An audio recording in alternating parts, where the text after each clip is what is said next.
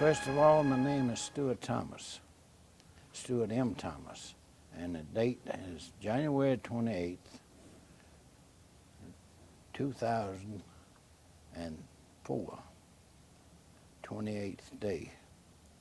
The place is Thomas Nelson College, and my date of birth is 10/22/24.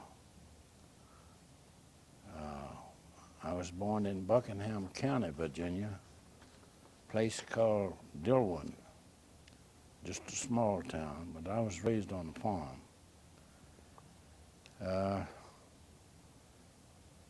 I was drafted into the service June, say, 15th, 1943. I was inducted in Richmond, Virginia. I went to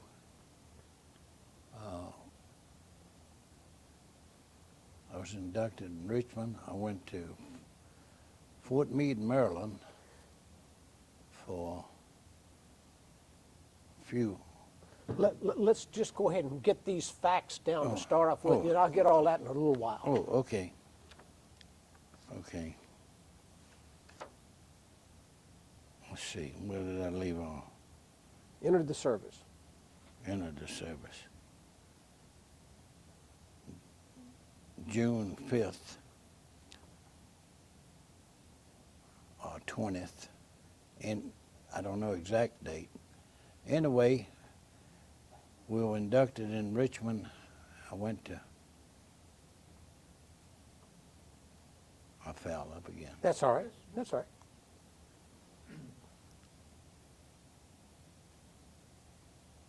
I don't know what else. Oh, I'm interviewing with Scotty Springton, Don Byers, and Carrie Wren here. And the camera crew down there at the bottom? Barbara Dorr, and I don't know this. Marlene? Marlene Waters? Yes, that's fine. Okay. Stuart, thank you for coming and talking to us today. Since the events of December 7th, 1941 are really pretty much the defining events of World War II, we have started off by asking each of the interviewees what you remember about that day. What do you remember? How did you react, your parents react, and your peers react? Can you tell us about that? You mean when I heard When you heard about the event? Well, I remember I was coming from church, a bunch of young people, and when we got to her house, one of the girls was in the group.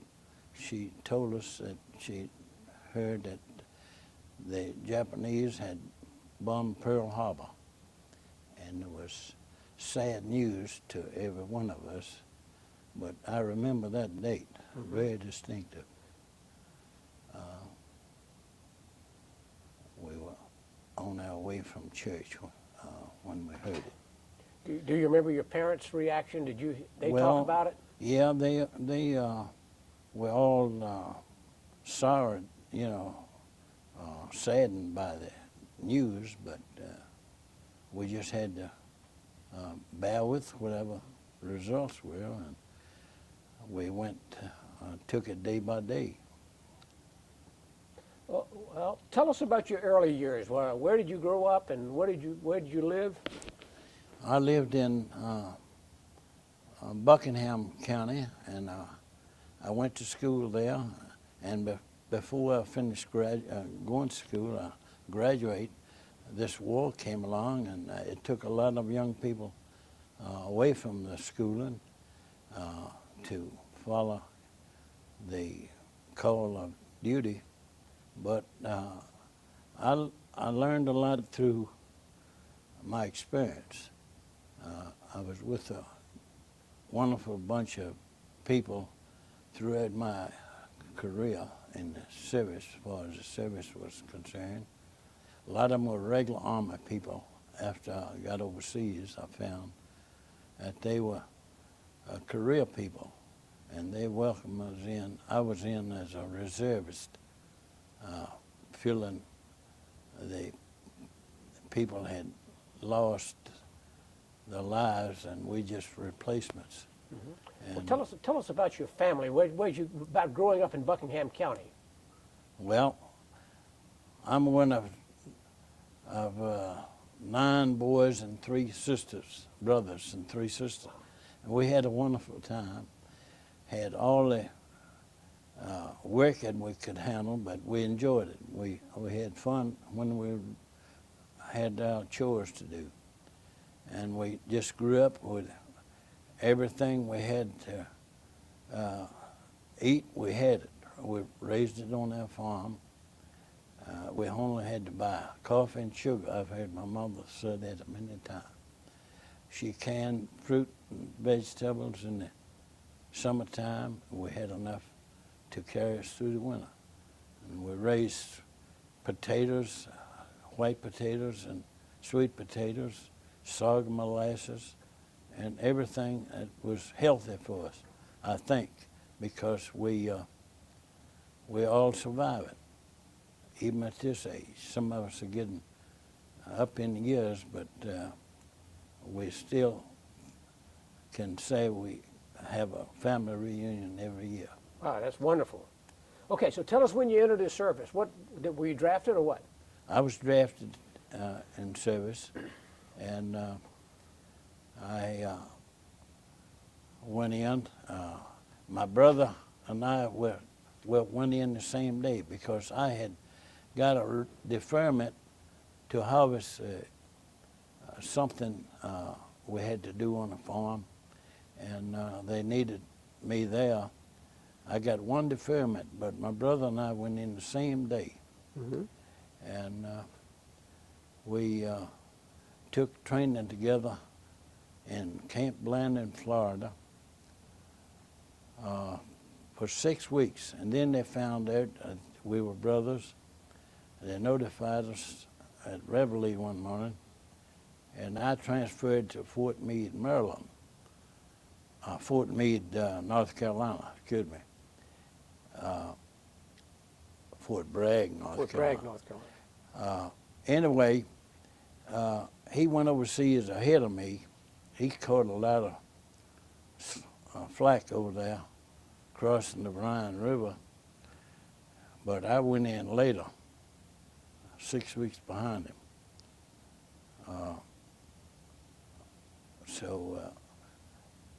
Anyway, I didn't know where he was, or he didn't know where I was until after the war was over.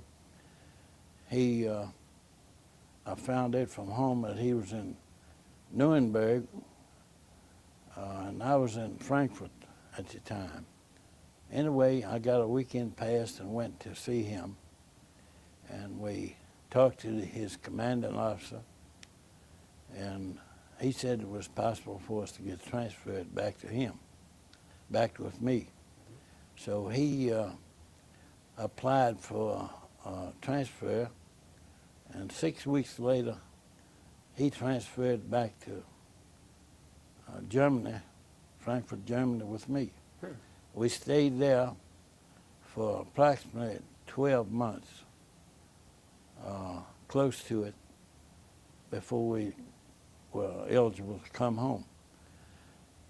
We came back on the same boat. We were discharged the same day, caught the same bus back to Buckingham, and went home the same day. Let's back up a little bit and get your early part of your career day. How did you left the States and going overseas? How did you get overseas? I left my basic training. I had a furlough. I went to New York, port of debarkation. We left on the Queen Elizabeth, 20,000 soldiers plus a cargo. I remember we had meal tickets. Each soldier had a meal ticket. You got 2 meals a day. they fed around the clock to get all those people fed. And the tables were stand-up tables, and you had to hold on to your tray because they'd slide off. Atlantic was rough, I'll tell you that. But they were lucky to get around to everybody. A lot of people were sick, and said, anybody want an extra meal ticket, you can have mine. I was lucky I could get 3 meals a day if I wanted them because I didn't get sick. And I don't know why, but that was my first boat ride, but it never made me sick. How were you bunked? I guess you were packed in there pretty quickly. Oh, you had to bunk down in every little space there was. At night, you strapped in, too. You roll up on the side, you roll it. You had to be strapped in. You'd roll in the floor if you didn't. And I can tell I'm slurring my words now. I don't know whether I'm You did fine. hold up or not. You're doing fine. But anyway, what else? Okay, well, where did you land in Europe? We landed in Liverpool, England, Okay. as well as I remember. And I remember it turned cold while we were there. They had a little tent city. They called it Lucky Strike, I think it was. It turned cold, and we had a little poles laying down with boards across for a walkway. The next morning we woke up, wasn't anything but poles there. People, the soldiers had stripped all the walkway up. To burn for food? Burn for fuel, to keep warm. They had some kind of heaters in the tents, and I didn't do it, but I was enjoying the heat. That makes sense. Okay, you stayed in England for a while, and how did you get from England over to the continent? We were put on orders to go to, we didn't know where, but we went through France in boxcars. They said, this is the latest thing over here. 40 horses, 40 men or 10 horses. And we could tell the horses had been ahead of us, believe me. But anyway, we enjoyed the countryside, beautiful country. And I noticed one thing. The farmers over there were plowing the ground with milk cows and one horse. It seemed like they had one horse and one milk cow, one ahead of the other one. I never had seen that before. They'd always worked abreast, but they put them one ahead of the other one. And I don't know why. They probably just didn't have enough horses or something. I don't know why they did that, but I remember that distinctly. We went on through France and got into Germany,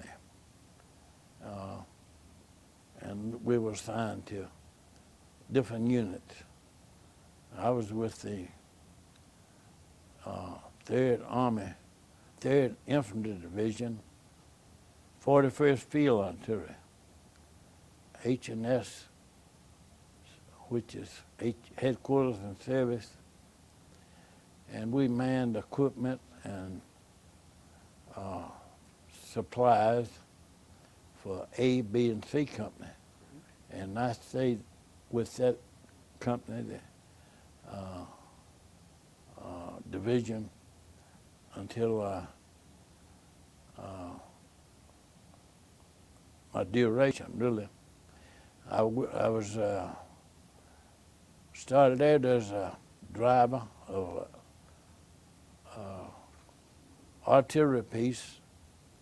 I drove a big, I guess it was a 2.5 ton 10-wheeler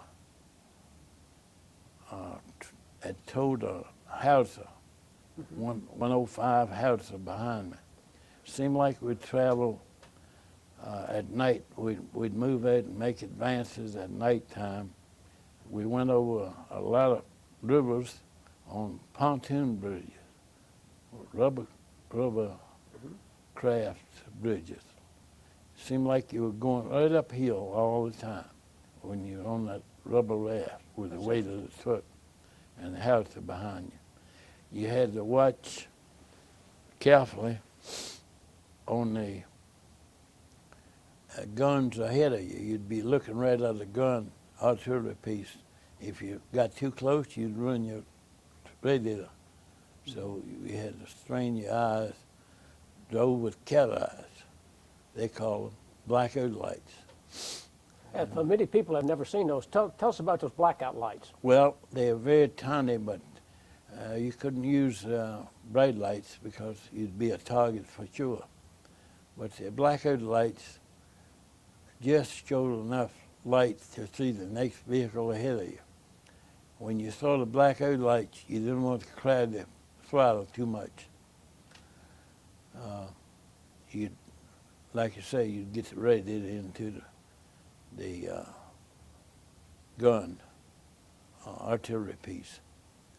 But Now this was late 1944 when it was so cold in Europe. Yeah, it was cold, really was, and the war was going hot and heavy.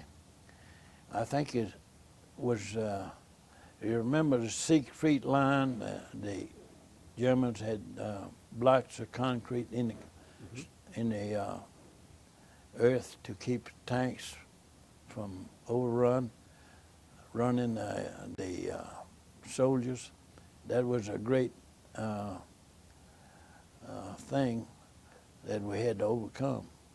And I don't know exactly how they did it, but we got through it some way or another. Lost a lot of men, of course, but I was just lucky. I didn't. Were you yourself involved in any combat? Not really. I had to wear my rifle and hard hat helmet all the time and keep it with me wherever we went. That was a necessity. Okay, so after you were involved in convoying, taking the howitzers in, what did you do then once you got in the country? Well, we had to fill in wherever we had to dig in if it was necessary. Most of the time it was dig in for security and whatever come at hand. We didn't have any particular job that we could do. We did it. I mean, some way we did it. We had cooks and radio operators, and, staff of all kinds. But as a rifleman, we'd fill in wherever we could. So you were there in 44 and 45. When did you learn about how did you learn about the war in Europe being over? I guess that must have been a big celebration.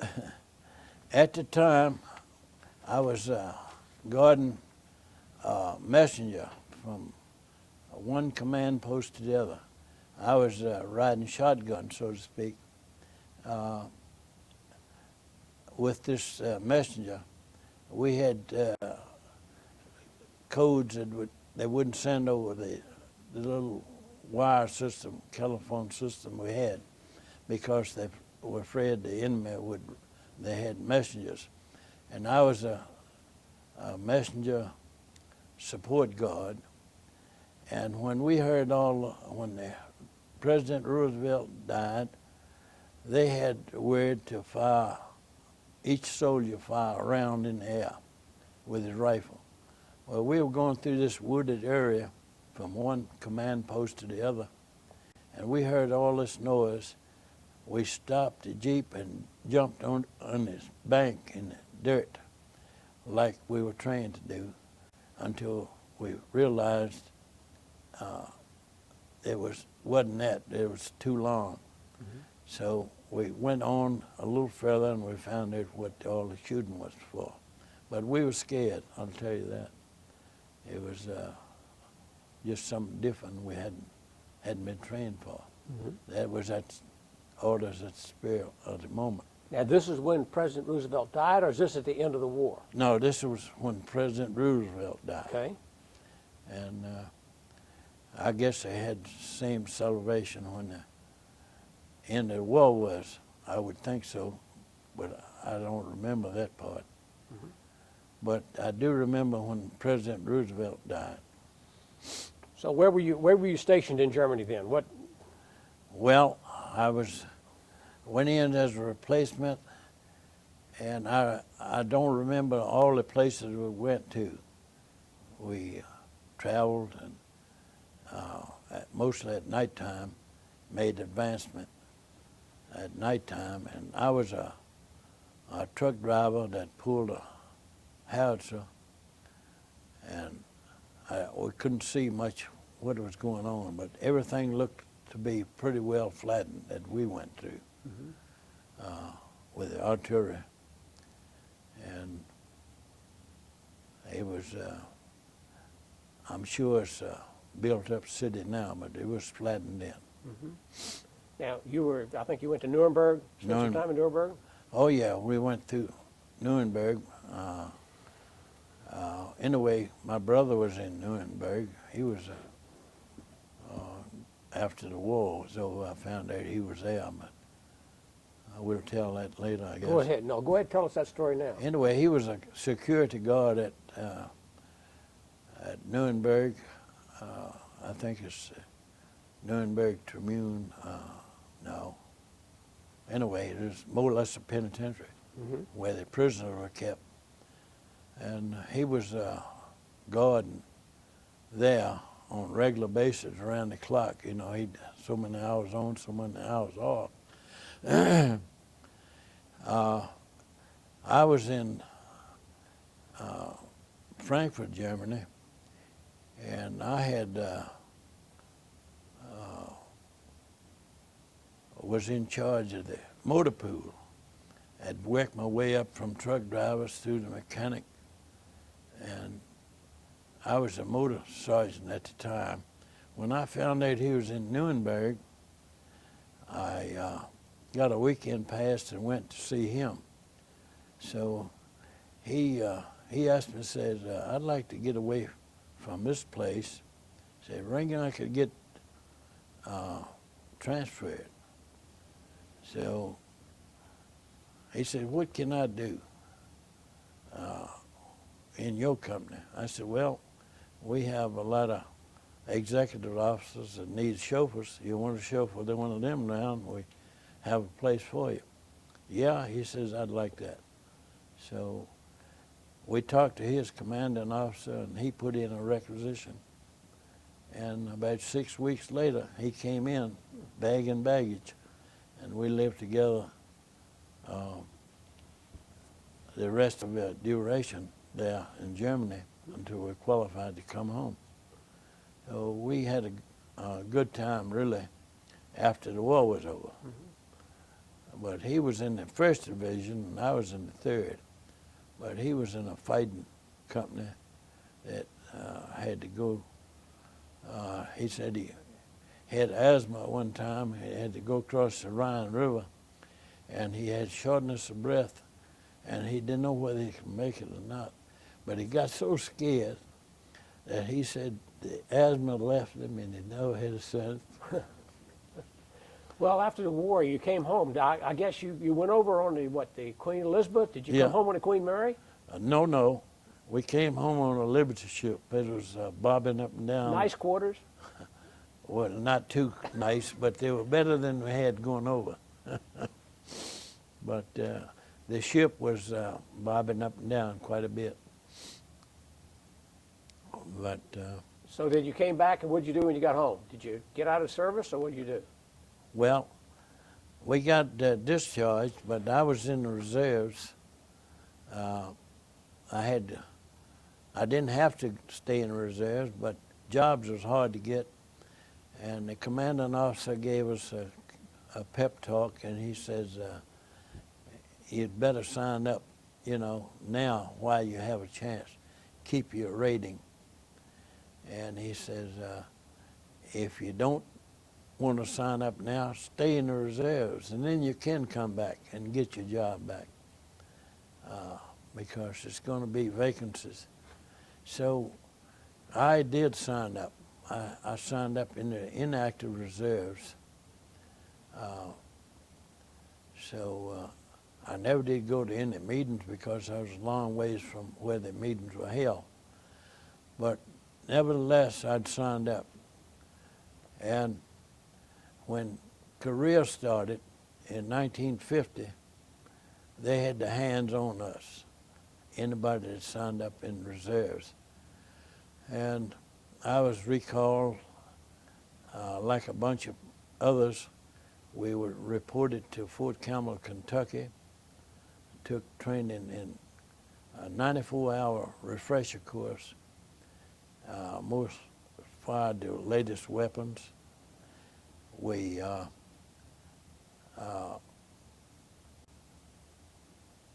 went to California, went on to Korea, just like a man got up and made a speech. We followed his speech.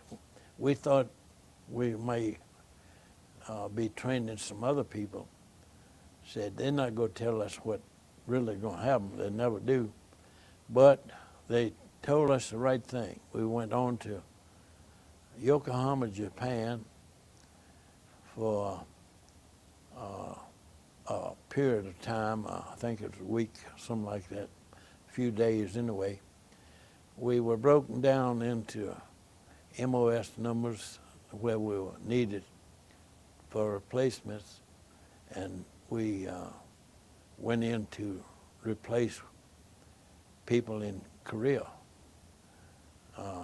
which wasn't too far from Japan where we were.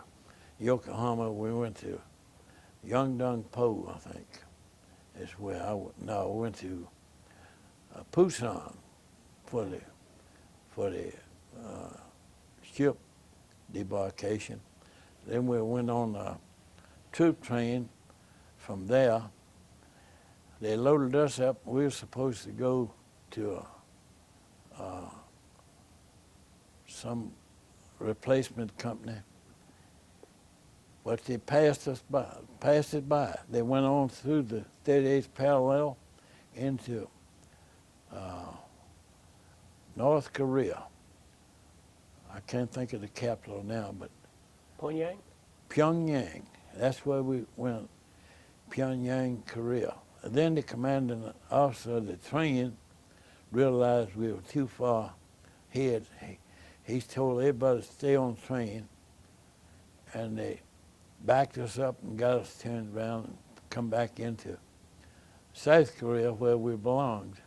We were lucky to get away from there, but we didn't get fired upon. No. About how far north of the 38th parallel is Pyongyang? Seemed like to me it was 50 miles. We went 50 miles into North Korea. I don't know whether it's correct or not. It seemed like it was 50 miles. But we didn't get shot at, nothing like that. We went just lucky, I guess. Just amazing. Okay, what did you do when you were in Korea? What was your job? Well, I was on a job in civilian life between services, operating a shovel and cranes and stuff like that. And I was just training, but I was filling the job. And when I went into Korea, they put me in that field because they needed operators. They had carpenters and bridgemen and everything that's needed for 3 shifts. But they didn't have enough operators to work 3 shifts. They had enough operators with us replacements to work 2 12s. Mm-hmm. And I worked a 12-hour shift at nighttime the whole time I was over there. And sometimes, one time I remember, my replacement had pneumonia. He couldn't replace me, and it was no time for quit. I just stayed on the job. I worked my 12, I worked his 12, and my 12 again. But every time they served food, I was right there, and black coffee. So I didn't fare too bad, and I've did that since then several times, but that was the reason I had to do it. What were you building that you had to have that kind of work? We were building bridges. Sometimes it'd be bridges, 2 lanes of bridges, like double railroad tracks. And one individual bridge for each one. One would be bummed out. I don't know who bummed them, but one was gone. We'd have to build the bridge or either transfer the girder from one side to the other. But that was what we were doing, building supply lines for. So this was in South Korea? You weren't in the North Korea? No, you weren't north of the 38th parallel? I never did go past the 38th parallel. But one time? At one time. But I did go past it one time. But it was cold, I know that. Did you stay there till the end of the Korean conflict? Almost, but we had stayed until we had replacements for the reserves. They had to train people for us to be relieved, but Truman, I think, relieved us of duty after he had enough people to replace us. We stayed at least 18 months in Korea. And you come home on that same Liberty ship? No, not the same one, but we came back on a Liberty ship too, from Japan. We came into Seattle, Washington, and that was one of the best meals we'd had for some time. They really put on a good meal in Seattle. And we flew from Seattle back to Baltimore, Maryland. But we landed in St. Joseph, Missouri. I remember when I got off the plane, it was my first plane trip. I couldn't hear a thing. I just followed the group. So when I got airborne again, I got my hearing back. I told the stewardess, she said, next time just work your mouth and hold your nose and blow lightly. It says, the more you land, the better you'll be. Says, we know how they feel, and says, don't get excited. Say, you'll get your hearing back when you get airborne. But we got accustomed to coming down several times. And we landed in Washington, D.C. So the pilot told us, everybody stay on board. I may have to go to Fort Meade, Maryland. We may be in the wrong places. They have buses to meet us. Says, I'll be right back. He went back. He said, no, the bus is in Fort Meade, Maryland. He picked up. 8 minutes later, we landed in Fort Meade over in Baltimore. So we rode the buses on in to camp then. And were discharged and departed from the Army. And then you, after you got out of service, you continued in construction business? Oh, yeah. I've been in construction business for 50 years. I have my 50-year time in the 8th of January. So I don't have to pay any more union dues from then on, from 8th of January. We have a thing going that every member passes away, each member pays $5, and his family receives, beneficiary receives a good sum of money. So that's the one thing we have going. And I've paid a lot in, but I receive sometimes, some family will. Have we failed to discuss anything about your military career that you think would be important? Can you think of anything that you didn't tell us that I didn't remember to ask you a question about? Not really. Either in Europe or in Korea, any specific events? Well, there's a lot of things that I have a lot of pictures back at home snapshots, not anything elaborate, but I looked through them sometimes and remember. I know one thing, I was on a crawler crane going over the mountain one time,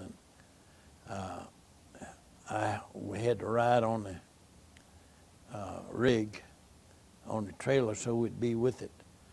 And the mountains were so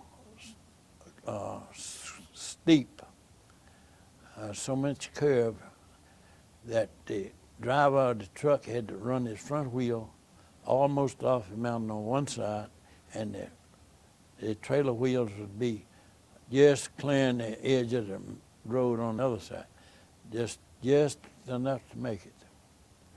And it's another time I'd like to tell you about a tunnel we had to go through. We had to break up our bridge building and evacuate. The shells were lobbing over the mountain. So the command came down to break the crane and everything apart to move. I looked up on the hill, and there was 2 flat cars pulling in, and a bunch of railroad ties made me a ramp to walk right up. So when I got there with the crane, I would just boom down on top of the car ahead of me for space between the other cars.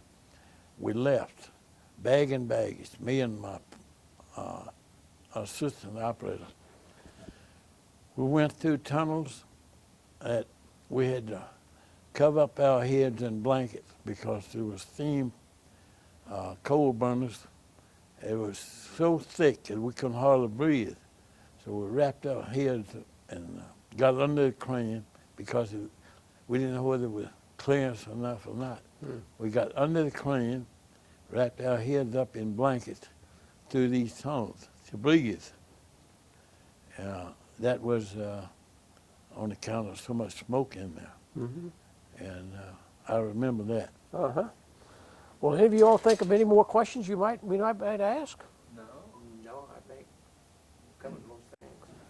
Well, we certainly appreciate you coming and talking to us. We consider it a privilege to be able to talk to you. Well, it's my privilege too.